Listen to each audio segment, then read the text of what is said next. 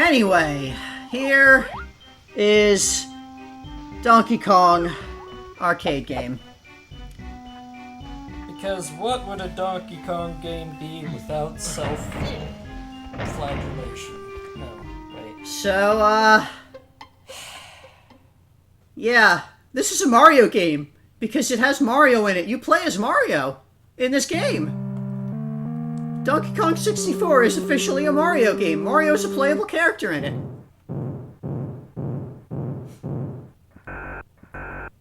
And this is actually, you know, a pretty accurate, faithful emulation of the original arcade Donkey Kong.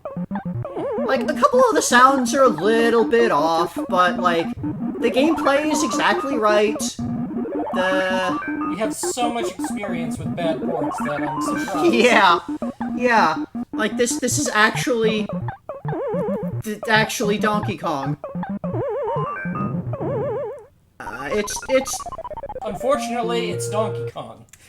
Also, unfortunately, you get one life. What? And then it kicks you back out, and you have to pull the lever and wait for all of the cutscene to happen again. Every time you die once.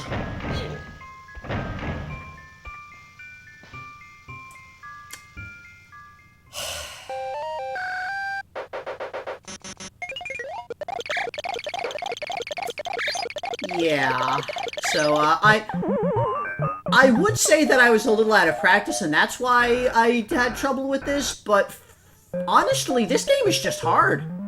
I mean, it's Donkey Kong. It's just a hard game. So...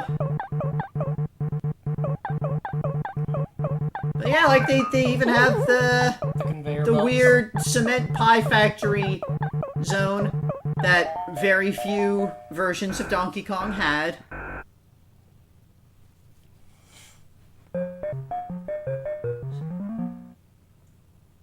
Ah, 75 meters. The one where the soundtrack is a spring. And I fucked up. Game over! Yep. And do you have a high score screen? It actually keeps your high scores for this game. Your name was registered. Yep. Anyway. Falling damage.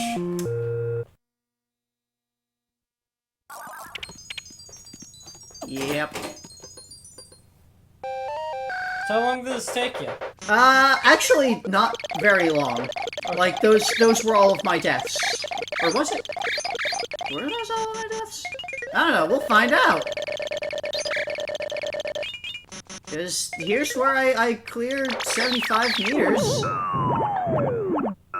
Or at least I got past that part.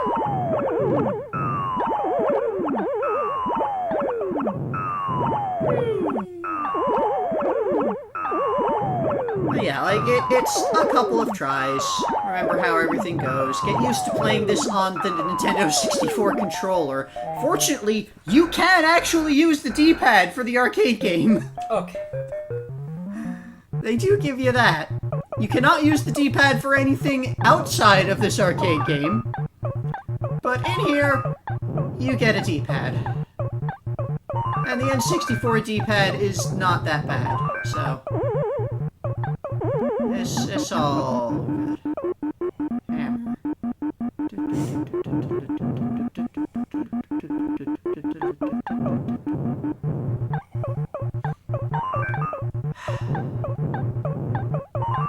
Yeah.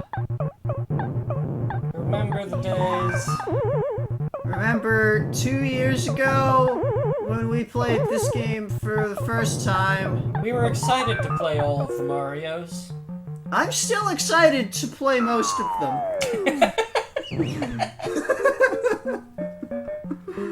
Anyway, I saved Pauline! I beat the game. You got the highest score. And it just, like, ends when you've beaten DF. the first... Donkey when you've beaten Kong. one cycle of it, it just ends. Doc. Just figure, just put my thing in for the actual, and you win. And then your banana emerges from the side of that vent. Okay. I kind of expected that, honestly. And then... What? Squawks tells us now we've warmed up, how about trying to win a unique special prize by completing it again? Just 2 coins to play again. Block. What? So you spend 2 coins to pull the lever again, and then you play Donkey Kong Arcade again. This time it's slightly different.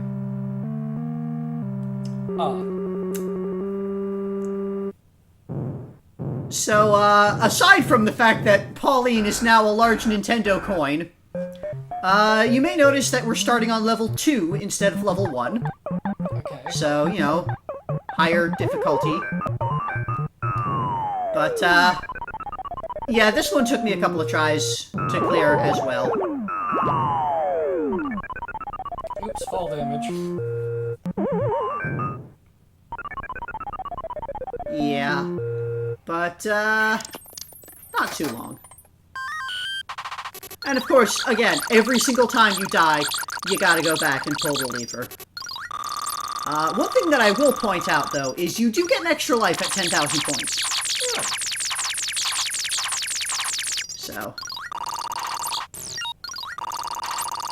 And, like, that's... The number of lives that you start with is actually, like, a dip switch setting on the arcade cabinet. So, you know, this is actually, like, a situation, the circumstances that one might actually have had playing this in an arcade. If your arcade owner was a jerk. Yeah. But, anyway, I got the things. I did the level 2, and now I've gotten the other coin. I've got the coin, special Nintendo coin.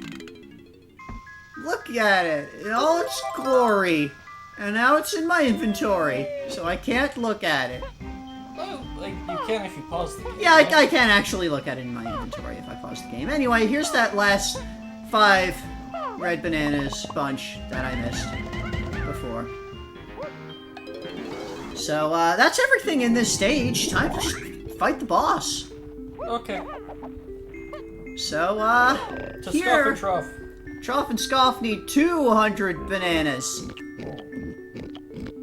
There is no way to speed up or skip this animation. You sit and wait for every single banana to be thrown individually into this guy's mouth. Also, I will point out, once he gets large, every stomp that he makes shakes the rumble pack like crazy. So, like, just being in this room at this point, just your controller is vibrating non-stop. Joy. Here's the fight for Tiny.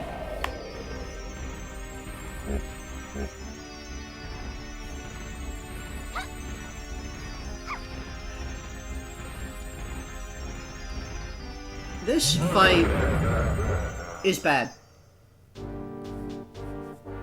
It's just bad. So we've got this plane in dark area with blinky lights and all these little tiles. You get on and it raises up to pillars. Not pillars. So, Reject. and we fight a reject toy. It's some kind of box. Is it a Jack in the Box? It's getting big somehow. This isn't tiny at all. It's the Jack in the Box. So, Wrinkly's hint for this stage, for Tiny, is how to fight the boss. Except she tells you Cranky's help will help you stay away from it, which basically means you cannot fight this fight if you don't have the ponytail twirl. Because you cannot jump between the pillars without it. So you jump between the pillars, running away from this thing for a while. And then it comes out. And throws fire at you. And I'm just sitting here, I have no idea what the fuck I'm supposed to do. Do you have any idea what the fuck I'm supposed to do? Reflect the fire back at it. I don't have any kind of thing that would do that. Like, it's not something that you can hit. It's just a damage. Why does it sound like a cannon? I don't know. And I thought maybe I'd get up to it and try to punch it. No. I know I had a lot of trouble figuring this out as a kid. I imagine. And, like, that's all that I remembered about this fight, was that figuring out how the hell it works was a pain in the ass. And then I saw, just there, oh, something lit up off on the side. Okay, right. Randomly, switches appear on some of the blocks when he stops moving. Of course. I will point out, the camera in this fight is fixed, always pointing directly at the boss. You can't just look around to see where these switches are. So basically, how to fight this boss is you wait around, and then something happens somewhere, then you push a switch, and something happens randomly. Yep. So and if you the entire ethos of the game decides. Yep. And if you get knocked off, then it restarts the pattern. Oh, this sucks! Yep. This is so bad. Yeah, it is. And look at this camera bullshit. The way, like, if it goes, like, behind the camera, then it will swing around in such a weird way. Because, just as a reminder, your movement controls are entirely based on the orientation of the camera. So the camera is constantly turning, so you have to constantly point the control stick in the right direction based on the turning camera to go towards the platforms. Also, it's not just as simple as hit a switch, because if you hit the wrong switch, it hurts you instead. What? There's wrong switches? So, right switches? The 2 switches will appear when he stops. Oh, for each color? Yeah, one of the switches will be on a color matching the tile that he is on. You need to hit that switch. If you hit the other switch, it hurts you instead. This is so bad. This is just bad. Yeah, it is.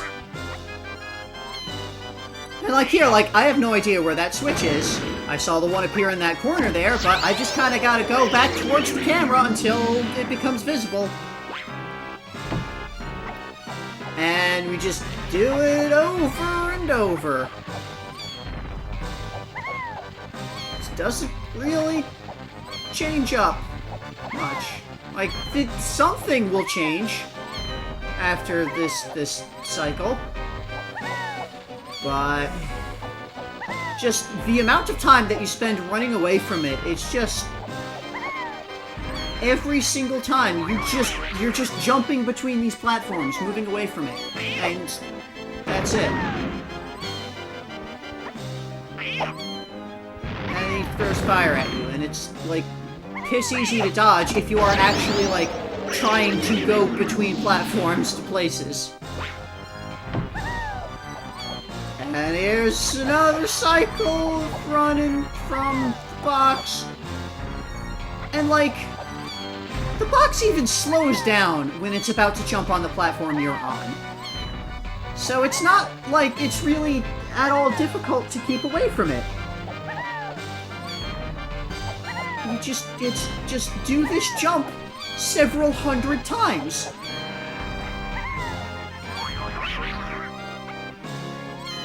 And occasionally it sounds like Donald Duck.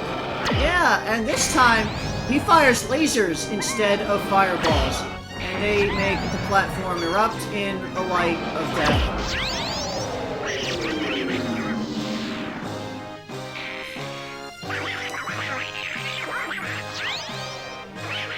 Yeah, that's angry Donald Duck.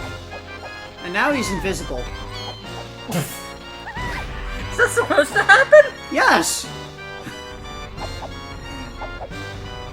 That's just what he does on this cycle. He just turns invisible.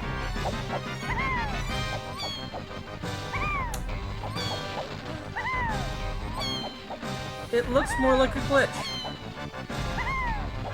Yeah. Yeah. But it's not. Just gotta wait around Yep. for the boss to become vulnerable. Yep. And they're so long! Look at how long this fucking thing is! Still got the laser eyes. Yep. And then the platform drops from under him and he goes bye-bye. And falls and breaks. And the key comes, and then all the platforms go back down for you to grab the key. I got the key. Well, that was thoroughly painful.